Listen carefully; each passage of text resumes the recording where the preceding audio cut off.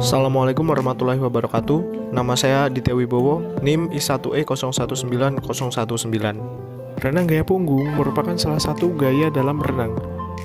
Gaya ini berbeda dengan gaya yang lainnya. Perbedaan ini terjadi pada posisi tubuh saat melakukan renang. Posisi tubuh renang gaya punggung itu membelakangi air atau telentang, sedangkan posisi tubuh pada renang gaya yang lainnya itu menghadap ke air atau tengkurap. Pada renang gaya punggung, yang pertama harus dilakukan yaitu tahap pengenalan air. Pada tahap ini, bertujuan untuk mengenalkan peserta didik terhadap air, untuk membiasakan peserta didik agar tidak takut terhadap air, serta untuk membiasakan peserta didik beraktivitas di dalam air. Pengenalan air dapat dilakukan dengan permainan air. Permainan air ini biasanya dilakukan secara kelompok. Contohnya, permainan menjaring ikan, kemudian permainan kejar-kejaran, atau permainan dengan bola. Selanjutnya, pengenalan air dengan membuat bubble. Caranya adalah mengambil nafas sebanyak-banyaknya di atas permukaan air dengan mulut, kemudian membuangnya di dalam air dengan mulut secara perlahan. Akibat pembuangan nafas di dalam air secara perlahan akan menyebabkan gelembung-gelembung pada permukaan air yang disebut bubble atau pembuatan gelembung. Kemudian, pengenalan air dengan mengambang di atas permukaan air. Mengambang di atas permukaan air ini bertujuan untuk membiasakan posisi tubuh agar rileks dan nyaman saat melakukan renang gaya punggung. Saya Artin Juliana, NIM I1E019040. Start merupakan salah satu aspek penentu kemenangan dalam suatu lomba renang.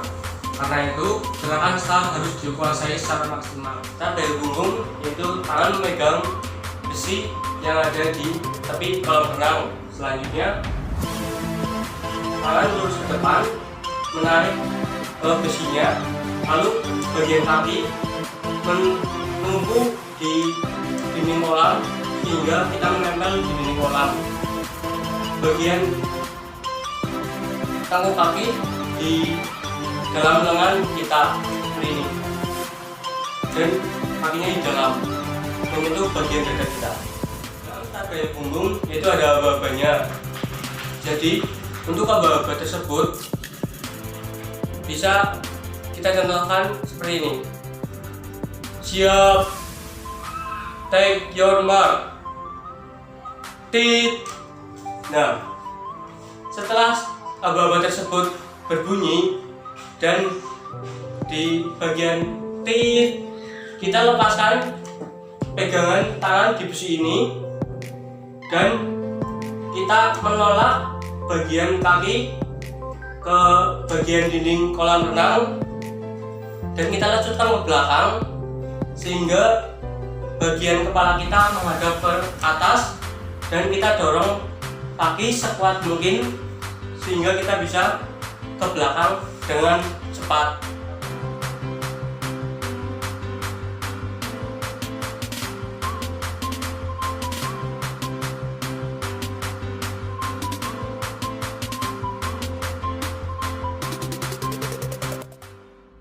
Baik, selanjutnya adalah gerakan lower body pada renang gaya punggung. Nah, gerakan lower body ini mencakup dari pangkal paha sampai ke ujung telapak kaki. Nah, baik, untuk yang pertama adalah gerakan untuk pangkal paha. Pangkal paha merupakan pusat dari pergerakan kaki pada saat melakukan renang gaya punggung. Pangkal paha merupakan gerakan secara dinamis naik turun. Nah, selanjutnya adalah gerakan lutut. Pada renang gaya punggung, lutut harus tetap lurus dan juga harus tetap stabil, tidak boleh menekuk. Karena jika lutut menekuk, maka akan menimbulkan gerakan seperti gerakan mengayuh. Nah, gerakan mengayuh inilah yang akan menghambat kita dalam laju pergerakan. Selanjutnya ada tungkai kaki. Nah, tungkai kaki ini harus runcing dan juga harus luas pergerakannya. Nah, pada pergerakan tungkai kaki, kaki ini pergerakannya seperti menginjak air ke bawah. Gerakan tersebut dilakukan secara bergantian dan juga secara dinamis. Kemudian ada ankle.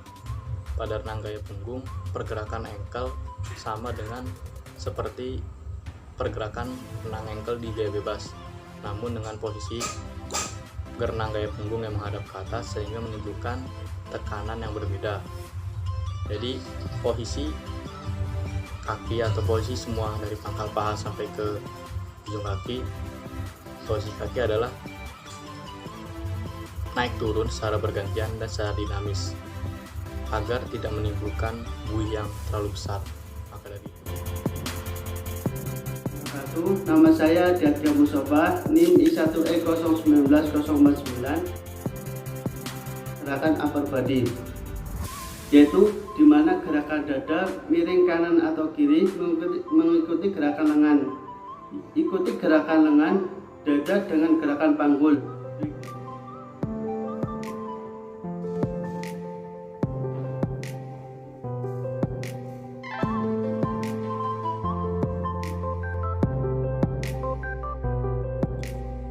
Gerakan selanjutnya adalah gerakan lengan. Dalam gerakan lengan terbagi menjadi 3 fase.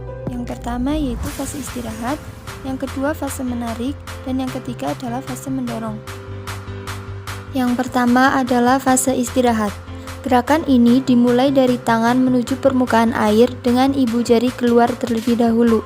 Lalu tangan berada di atas bahu dengan posisi tegak. Kemudian tangan diputar keluar dan masuk permukaan air dengan diawali oleh jari kelingking. Yang kedua adalah fase menarik.